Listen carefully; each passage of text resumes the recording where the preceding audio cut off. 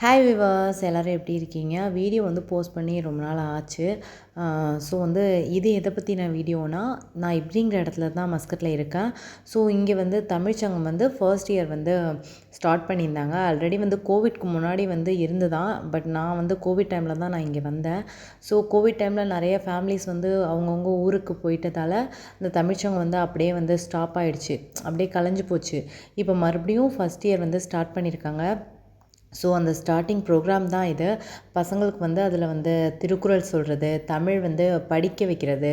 ஏன்னா இங்கே இருக்க பசங்க மோஸ்ட்லி பார்த்திங்கன்னா ஸ்டார்டிங் பிறந்ததுலேருந்தே இங்கே இருக்க பசங்கள்லாம் நிறைய பேர் இருக்காங்க. அவங்களுக்குலாம் வந்து தமிழ் வந்து எழுத்துக்கூட்டி படிக்கிறதே ரொம்ப கஷ்டம்.